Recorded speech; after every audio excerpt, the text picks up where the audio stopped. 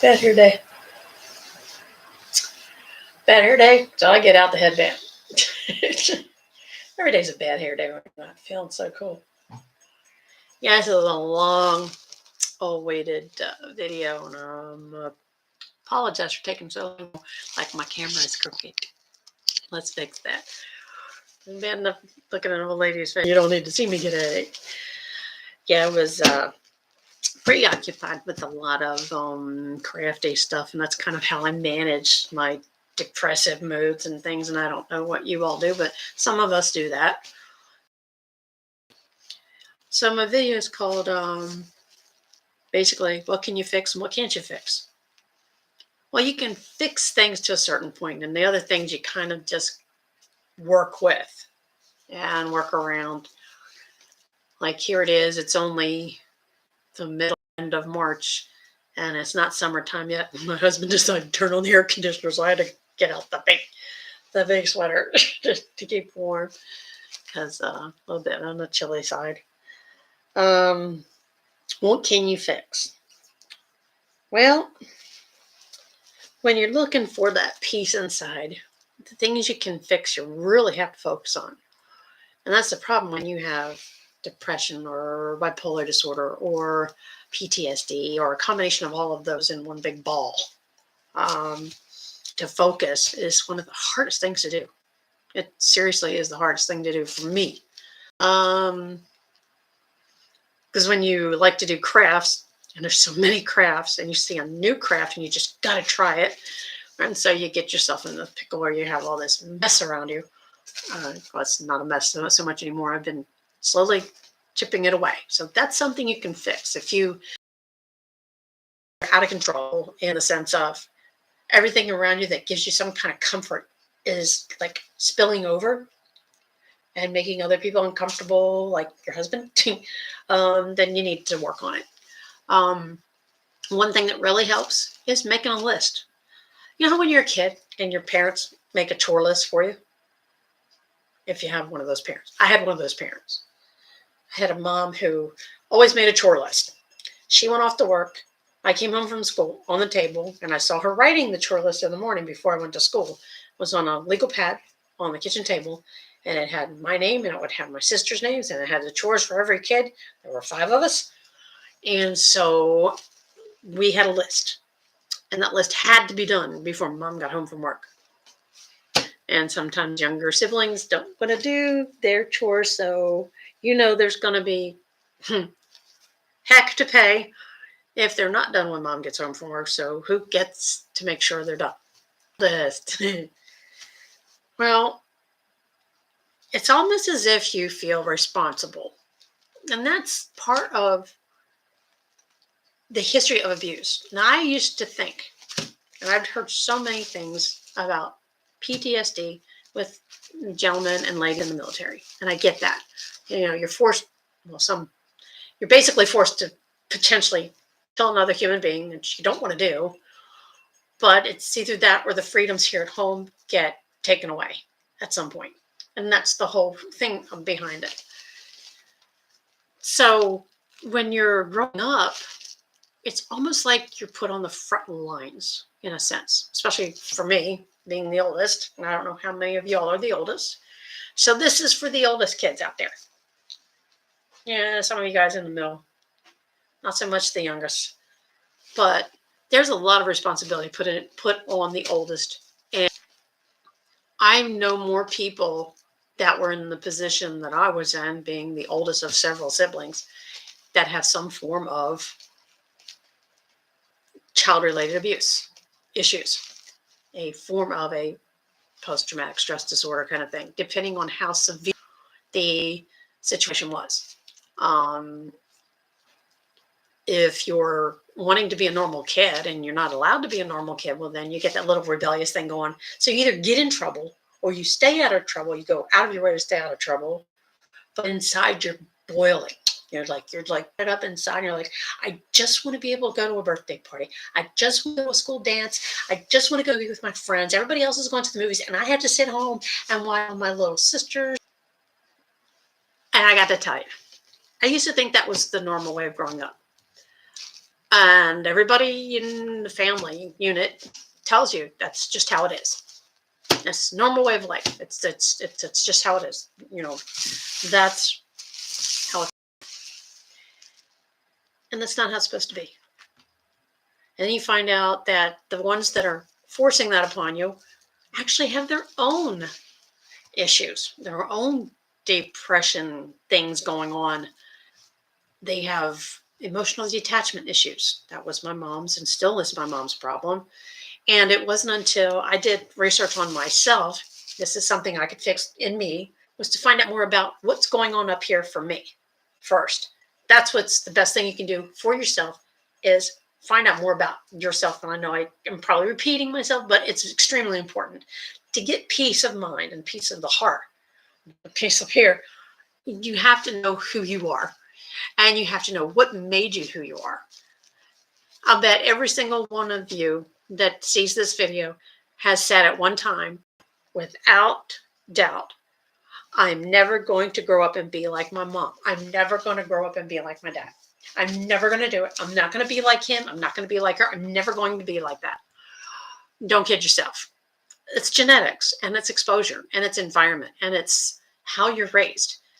You're going to end up somewhat, there's going to be facets of personality, how you react to certain things, how you do certain things. That's always going to be one of your parents. Girls, it's going to be your mom. There's no way you're going to get out of not being like your mom.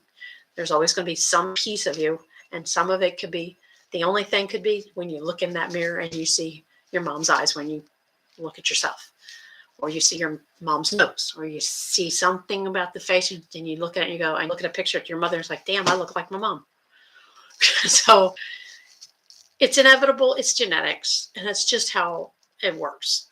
Now, as far as those are the things you can't change. You can't fix that. You can't, unless you go and get your face totally redone, plastic surgery-wise. But the inside part is always going to be there. And you have to learn how to deal with it and move past it, and then find out what your priceless self is, that you are comfortable with, that you can be happy with. And that's the hardest part. We have a whole bunch of people out there right now in this world, and all they're concerned about is not ruffling someone else's feathers, and to be like everybody else, to be a little lemming, and to follow the crowd. Whatever happened to individuality? When people are individuals, when they're actually allowed to be themselves and not feel like pressure to follow the crowd, the world's a whole lot better place. We've got a lot of abuse going on out there. The media is throwing abuse at everyone by the agendas that they're putting out there, and people are falling for it. They're thinking they have to think that way in order to be accepted. The only person that has to be accepted by you is you. You. You're the most important thing to yourself. And when you realize that and you figure out how to get that, then you're worth something that nobody else can put a price tag on. When you try to follow what someone else tells you to do and how to be, then you've lost yourself. The hardest thing that a person can do and has trouble doing is finding who they are, where their value is. Your value is not in somebody else. You have to understand that. To get through abusive situations, to get past it, to grow from it, to learn from it, is you become yourself the best that you know how. And we're not all perfect, and we never will be until we go to be with him one day on the other side. So you can fix yourself to be more happy with yourself. And you want to do it in a way that you start making other people wonder, she seems so at peace. What's going on? She didn't used to be like that. So what's the deal? Because they're already probably dealing with their own, have a form of post-traumatic stress, and they don't realize it. That have been victims of abuse, mental abuse mostly, from parents and siblings and kids from school and their peers and the workforce, the work world, and it's difficult to get through that. So, what you can fix? You can fix yourself to where you finally are at peace with who you are. And the way you fix yourself is you do homework, um, you journal. I can't say enough about journaling, writing down your thoughts, writing down dreams that you have, and then looking at that and like, why did I dream that? Little things like that. The more focus you put on trying to figure that thing out, where it's coming from, you have less time to concentrate on what you don't have, what you want to have that you really don't need, but because your next door neighbor Betty has it, you've just got to have it. That's not what it's about. You have to be at peace with your own world, and it doesn't depend on anybody else. They're not your happiness. They're not your peace. Your peace comes from in here. It comes from in here. Seriously, it comes from in here. To find it in there, you got to figure this out. It's right here. It took me a long time to realize that my inability to focus was because I'm constantly bombarded of all these impressions of what people have expected of me. And I want to not make anybody unhappy with me, but not anymore, so much more. And I've wanted to shoot myself in the foot for doing things to please other individuals instead of doing what was going to make me happy. I listened too much. It's not a bad thing, but I put myself in a position I didn't want to be in. I didn't want to be in debt. I got myself in debt because I listened to other people saying, oh, you'd be great at that. Go back to school and do that. Well, then I come out of the schooling and it's like try to find a place to give me the training I need to be fully, certified and what I went to school for. And it's like looking for a needle in a haystack. So to me, that translated to I wasted my time. And now I'm on the hook for several $1,000s for something that I wouldn't be on the hook for if I had just not tried to please somebody else. I was trying to live up to an expectation for someone else instead of living up to the expectation for myself. When I say you are priceless to yourself and to the good Lord that made you. And that's the first order of business that you need to handle and that you can fix. When you've realized that anything you do is going to affect you to the next day or the next week or the next month, sometimes years, when you look at the bigger picture and you realize if I make this decision today, I'm on the hook. Am I going to be happy with that decision? And if you find yourself hemming and hawing, don't do it. Don't do like I did. I was so convinced that that's what I needed to do. And that's the part that's hard to fix is when you are immersed in a family situation growing up and all you want is acceptance.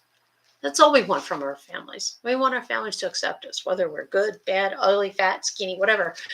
We just want our families to accept us, that we are a gift to that family, regardless of our shortcomings, and that we are priceless. Well, we don't always fall into a family that will do that. A lot of them have stipulations. A lot of them have expectations, and we can't live up to those expectations, and that's where we get into trouble. That's where we get into this stupid stuff of calling people, instead of calling them a person, now the pronoun thing. And that's ludicrous. Human beings, we're not pronouns, we're not a form of grammar. So that is what we need to focus on. Fresh Prince, there's a scene in the room. You got a scene here to believe. Yeah.